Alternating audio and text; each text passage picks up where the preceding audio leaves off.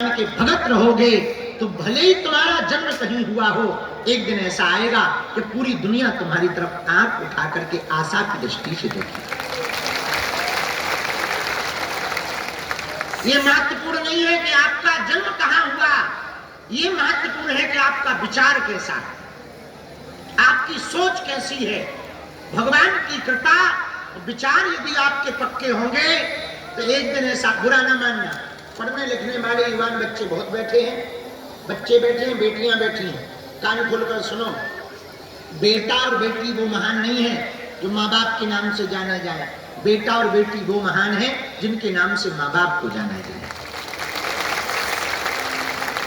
यदि तुम्हारे नाम से माँ बाप को ना जाना जाएगा तो तुम्हारी पढ़ाई, तुम्हारी जिंदगी कोई काम की नहीं। तुम यदि अपने माँ बाप को इतना सुख ना दे पाए तो सुनो, सब बाद में कर लेना, मोबाइल बाद में चला लेना, चैटिंग फैटिंग बाद में कर लेना, उपद्रव बाद में कर लेना। पहले तो जब तक मंजिल ना मिले, लक्ष्य प्राप्त ना हो गए, तब तक सिर्फ एक काम करना, लक्ष्य प्राप्ति का उपाय करना। असफल होने के अनेक रास्ते हैं, पर सफल होने का एक ही रास्ता। असफल होना है, अनेक रास्ते हैं, सोते ही रहो, ये भी एक रास्ता है। मोबाइल में रील ही खिसकाते रहो, असफल होने का ये भी एक रास्ता है। इलू इलू करो, ये भी असफल होने का एक रास्ता है। बेफिजूली की लड़ाई करो, ये भी एक असफल होने का रास्ता है।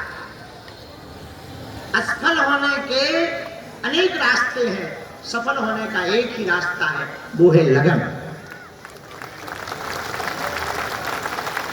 मीरा को जैसे श्याम मिल सकते, तुलसी को राम मिल सकते, कली काल में हमारे सन्यासी बाबा को हनुमान मिल सकते, तो यदि तुम भी लक्ष्य पर पक्के रहो, अडिग रहो, तो तुमको भी मुकाम मिल सकते हैं। अच्छा, मीरा का प्रसंग उठाओ। मीरा का जन्म भगवान श्री कृष्ण के जाने के 5000 साल बाद हुआ, 5000 साल बाद। लेकिन पता है आपको मीरा को कृष्ण क्यों मिले? पूछो क्यों मिले? जोर से पूछो, जोर से पूछो। क्योंकि मीरा जब नृत्य करती थी तो ये विचार के नहीं करती थी कि भगवान नहीं है, ये विचार करके करती थी कि मैं मधुबन में हूं और कन्हैया मेरे सामने खड़े हैं और मैं नाच रही हूं। इस भाव भंगिमा का एक परिणाम हुआ कि मीरा को, भगवान कृष्ण को मीरा से मिलना ही पड़ा, भगवान कृष्ण को मीरा को अपनाना ही पड़ा। बुरा ना मानना, मिलना कठिन नहीं है, तुम लोगों का पाने का तरीका और दृढ़ संकल्प होना बहुत कठिन है। यदि तुम संकल्प के पक्के हो जाओ, एकमात्र संकल्प जिंदगी में रखो, कोई दूसरा विकल्प मत रखो। संकल्प तोड़ने के अनेक विकल्प हैं और संकल्प ना तोड़ने का कोई विकल्प नहीं। आपको संकल्प तोड़ना हो, 1000 बहाने हैं। अब तुम संकल्प ले लो कि कल 4 बजे उठेंगे सो के, और तोड़ना हो, अब आज भर में क्या बिगड़ जाए, तो टूट गया इतने में 5 मिनट, अब 4 तो बजे ही है, 5 मिनट, और जैसे 5 मिनट के लाने सो, कब 9 बजे पता नहीं चला। ये है देखो तोड़ने का तरीका, क्योंकि ये मन जानता है कि तुम कमजोर हो, तुम्हारा मन जानता है कि तुम धूर्त हो, ये तुम्हारी चालाकियां जानता है, तुमको ये हटाना जानता है, तुमको ये डिगाना जानता है।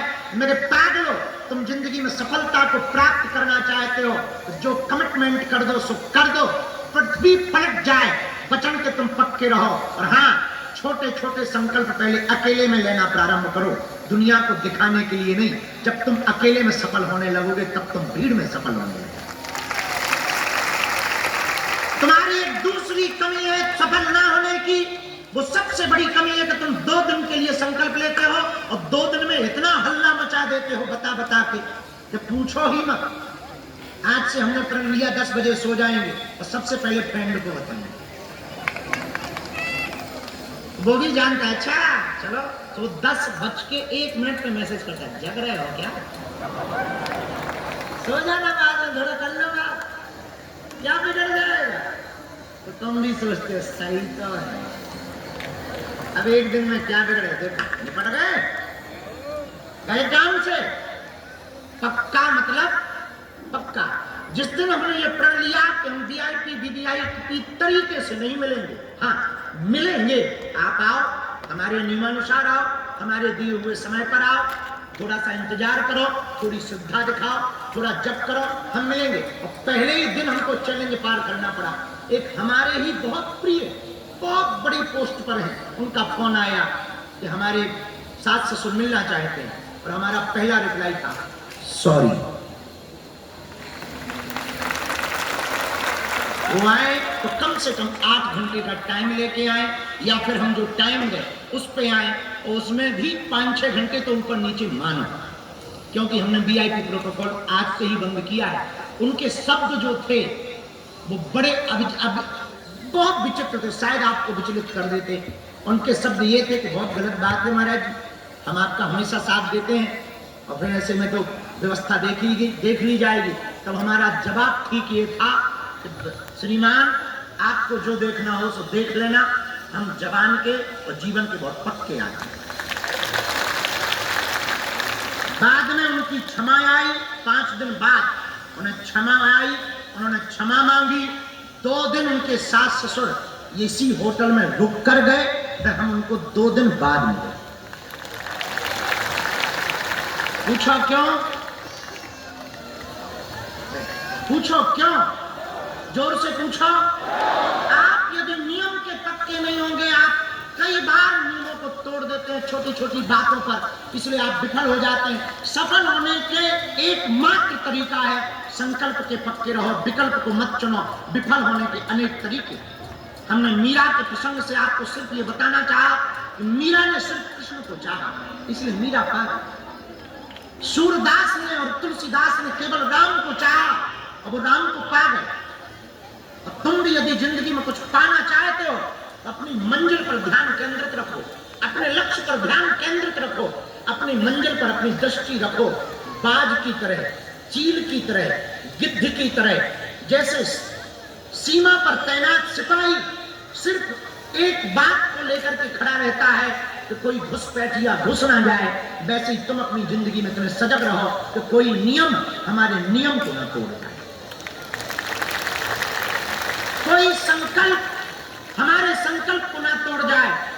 इसलिए एकदम वचनों के पक्के रहो। और हाँ, इसका तरीका ये नहीं है कि तुम भीड़ में ये बात कहो और बाद में कहोगे हल्ला मच जाएगा और फिर बाद में तुम्हारी मजाक बन जाएगी।